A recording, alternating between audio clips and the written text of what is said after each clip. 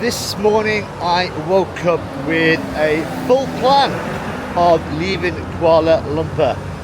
I had my bags packed and I was looking at transport to anywhere. But then I changed my mind and decided I was going to stay for one more night in the capital city of Malaysia. Now, it's got nothing to do with Kuala Lumpur, even though it's very nice and very pretty. And when you've got areas like this, lots of paintings on the wall.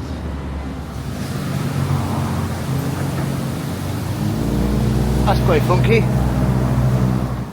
So I've been travelling for the last 3.5, 4 months, and I prefer hostels over to hotels. And a lot of the places I've been going to off the beaten track have only had cheap hotels. So it's nice to come to a place where there's a lot of Westerners, and the fact this place is so homely. I've had some really good night's sleeps here. The conversations in the common rooms. So what I'll do is I'm going to go out now, but I'll take you back to the hostel, just give you a brief insight of what hostel life is like. So for the last couple of hours it has been raining, even though when you look on the ground there's no evidence of it. And I'm just next to the urban rainforest, and I have been around the majority of KL, Kuala Lumpur, and I've seen most of the touristy stuff. So I've been racking my brains to find out where else I can go. So I am heading for the Kuala Lumpur City Centre Park, which I've been recommended, and I've been told it's a really nice chilled area, and at the same time give you an idea of what, well, there's too many roads at the moment, but once we get into the exciting parts, then you'll see what Kuala Lumpur is like.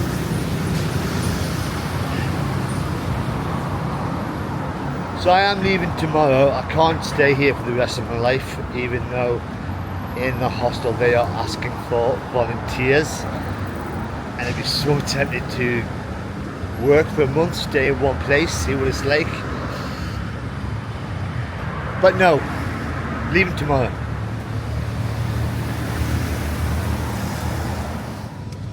I was walking down the street, the heavens opened, and it's been raining again. I was lucky enough to catch some shelter, but I was just walking past here. You can still see there is rain on the floor. It's Malaysia's tourism centre. That is probably one of the better ones I've seen throughout Southeast Asia so far.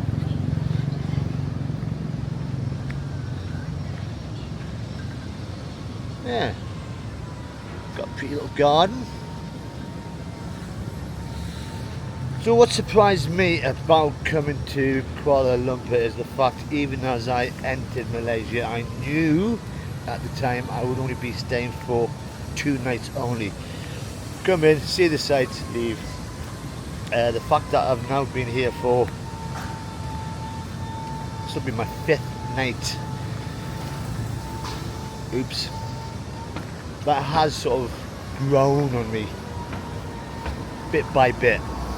Even though I hate big cities with the crazy amount of traffic, lots of tourists, big high-rise buildings, it's actually easy to walk around to see the sights. There is nature. You've got, as I said, urban forests that we passed earlier.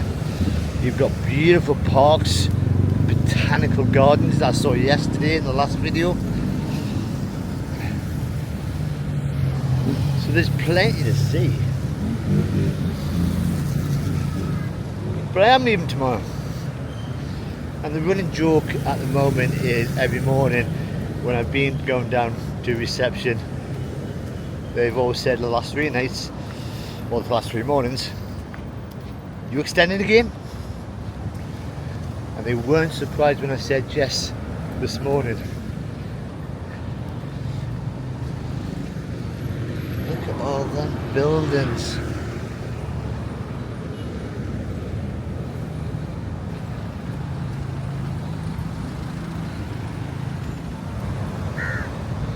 Now I'm now next to the Twin Towers, right in front of me, and the hardest part of coming around here is trying to stay out of everyone's photographs.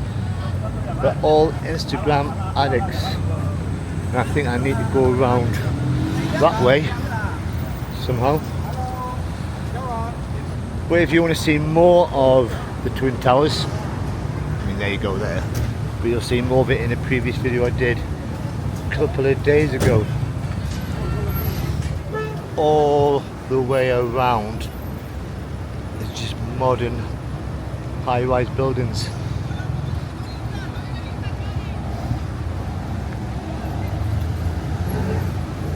And I was so tempted to hire one of these to get around, but I realised that they're not the safest of things, especially in this traffic.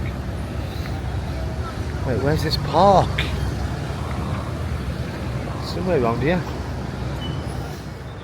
So what's in these towers, these Twin Towers, Petronas Towers?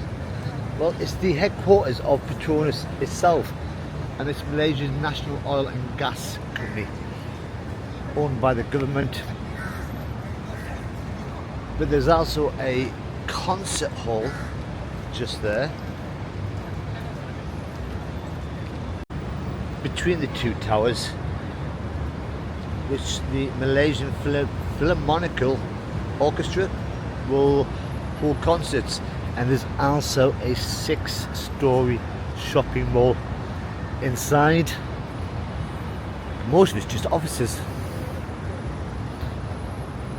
Right, I am led to believe that this is the way to the park. How many buildings do they need around here? Lots and lots. So I'm behind the Twin Towers now, the park's in front of us, I found it, and then there's the Four Seasons. And I've just been online to find out how much a room there would cost. I think I'm in the world's biggest car park that's not moving. These are all people trying to move, and they haven't moved a lot. So the Four Seasons cheapest room, £269 a night to stay in a standard room in there. Contrast that with the room that I'm staying in at £7.50 a night. Oh, the horns have started. Oh, and this is the park. There seems to be a lot of construction work going on over there. Oh, look at that lake. And from here you can get a good view of the Twin Towers there. There's less people around here taking photographs. Oh my God, my first Christmas tree. I keep forgetting it's November. Wow, there's a Marks and Spencer's. A typical British shop. Oh my God. Was not expecting that.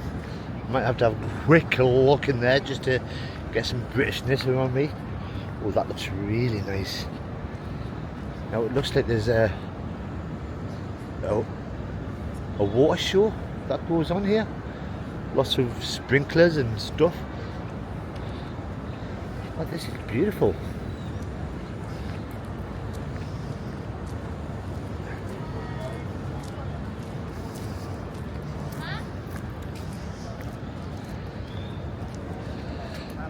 So the KLCC that you see at the other side of the lake, Kuala Lumpur city centre. That is a guess. And that water looks so clean.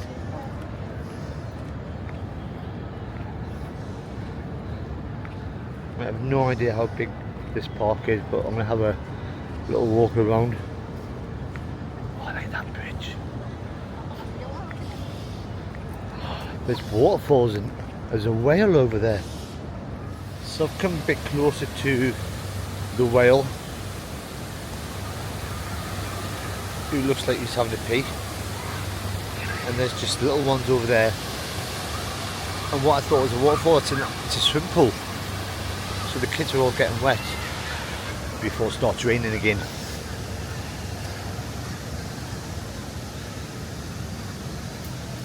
And I think the only thing that has let my time in Kuala Lumpur down has been the weather.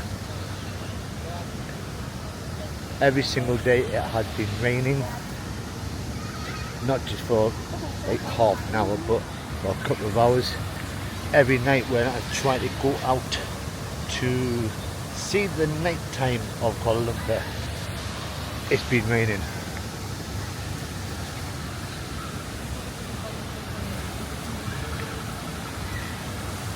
I have mentioned it so many times, it's November, it is monsoon season, so it's typical of this time of year in Malaysia to have lots of rain.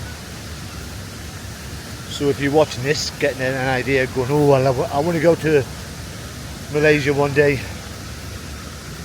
don't pick November. So you can just see in the background where the swimming pool is over there, and then you turn around, you can see a lot of construction work going on.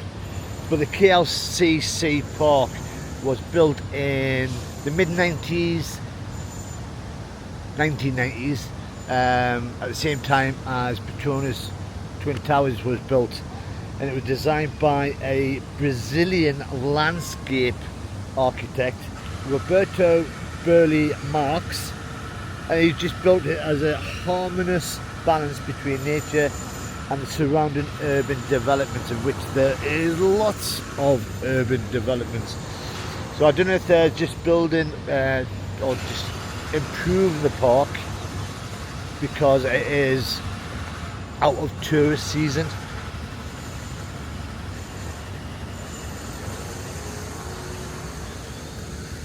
I mean, even the children's parks closed down.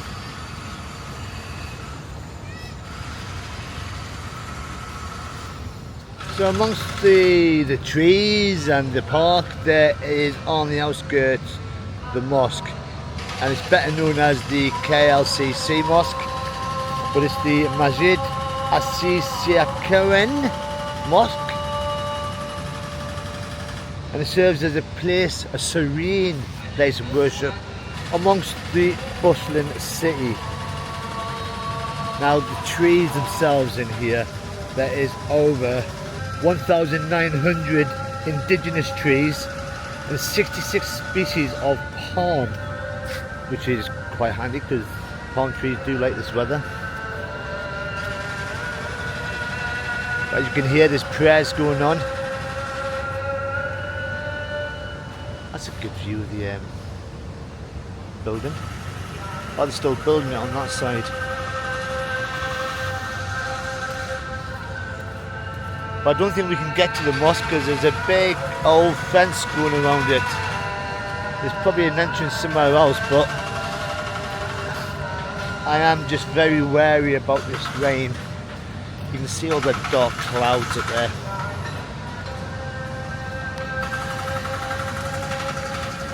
And there's a big old clock up there as well. Nearly 4:30 in the afternoon. And usually this is about the time that the downpour starts.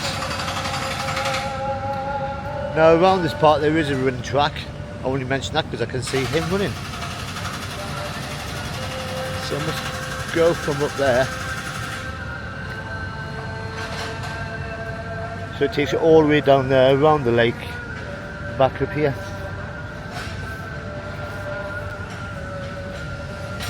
Just a shame about all the construction work. So I've come back down to the swimming pool because I thought, why not have a little deck? So I'm going to find a seat, take off my flip-flops and just say I have been in KLCC's little swimming pool. mean, I was going to say there's no lifeguards on duty, but there's no chance of me drowning in that. And I'm in the pool. Oh, I mean, this is the sort of weather that I would love to go under that, but I don't want to get any wet clothes. He's got the right idea. And from that bridge over there, you get the perfect view of the Twin Towers. Wow, I might have to have a little wander over there. And at the moment I'm just keeping an eye on my my flip-flops. I don't want them going missing. It's just nice and cool. So I've just come over the bridge, and as you can realise that there is so many people taking photographs. I felt a bit bad walking through a lot of the shots, and that's what they take the photograph of. Now see, there's less people on this side than there is at the front, which is strange because you can get a better view or a better photograph from over here.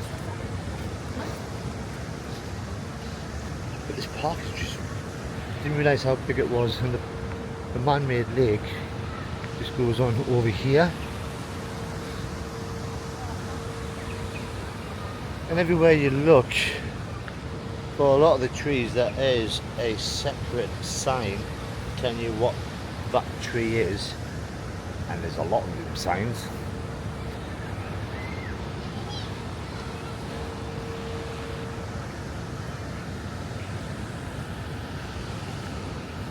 Oh look, fountains going on the lake. And let's get a closer view.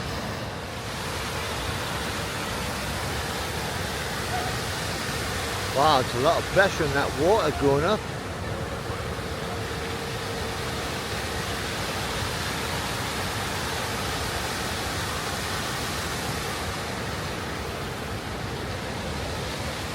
It goes all the way around as well.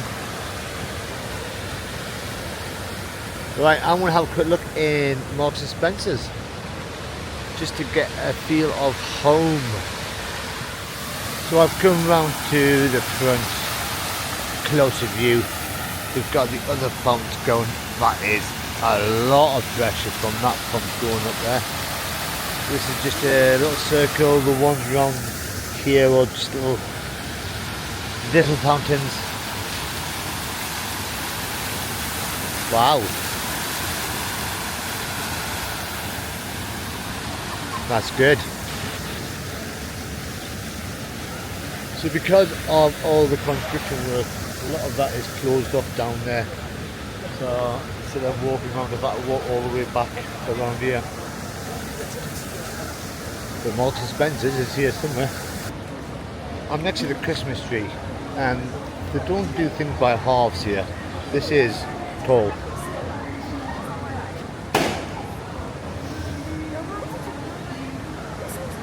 I mean, wow. And there's a bit of rain coming down, so this might be the perfect time for me going in here. And this is the mall. And when you've got shops like Gucci over there, Prada, you know this is not a fake market. Oh, and there's a little Christmas village all the way down here.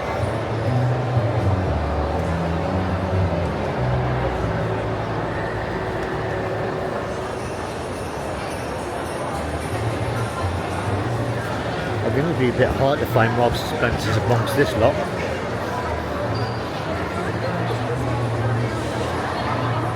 Wow. So I've come up a little bit higher and just give you a good view of this shopping mall. It is quite big. Wow. And on the top floor is the food court. but they look really expensive restaurants out of my price range. And this is meant to be the tech and electronics floor. So I've just had a walk around because I love my gadgets, but there seems to be more phone companies.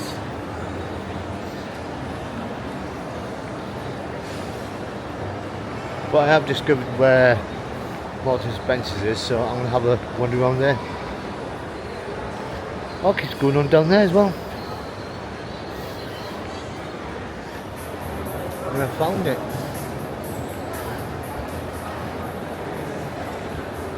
So I think this goes from the close to the food court.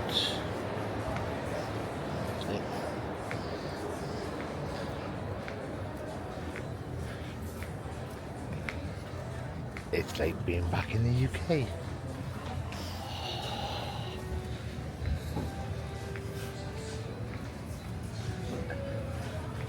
M&S food. Oh, look at that.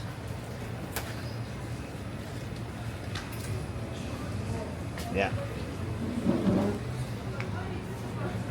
If it wasn't for the fact I'm wearing shorts and t-shirts, then I would think I would be back in the UK.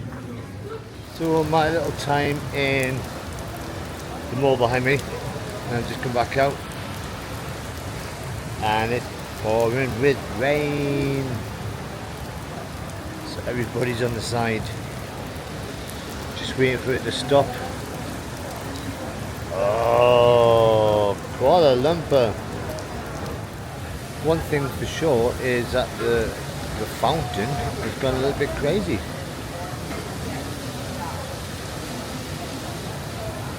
It's swirling and going swirly in the rain.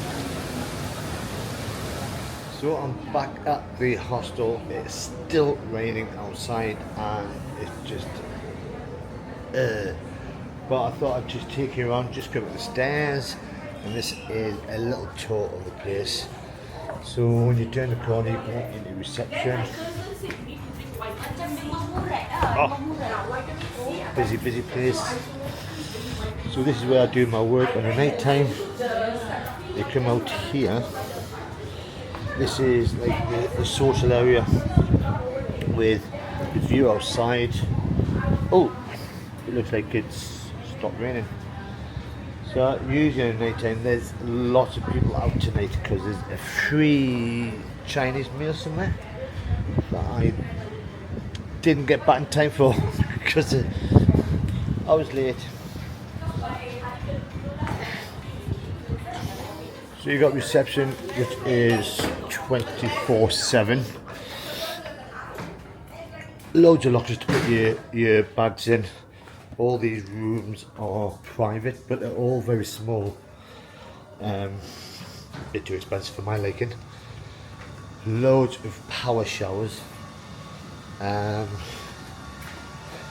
Sinks everywhere, which is unusual for a hostel. Usually have about 4 or 5, and that's it. And then up the stairs is the pantry. And this is where they've got a kitchen. They say it's a kitchen. You've got a stove, microwave, a toaster. You've got pans if you want to do any cooking. You've got free stuff down there. And most importantly all, you've got cold water, hot water free. The Wi-Fi is all over the building. As I said, it's only £7.50 for my room, so I'll take you there now. It is like a little maze around here. So we're back past the lockers and in the attic rooms. If you saw my video from when I first arrived, you know it's a 4-man bunk. These work on only your rooms, so it's safe. And this is it.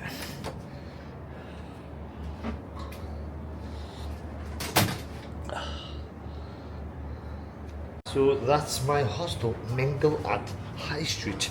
If you're ever in Kuala Lumpur, this is so sociable, so chilled, bed is so comfortable, and it's clean. I think I've mentioned the fact that I've stayed in cheap hotels, cheap, about £12–13, and the showers are dirty, there's just nothing happening, and you're just there by yourself. £7.50, and it's like being at home.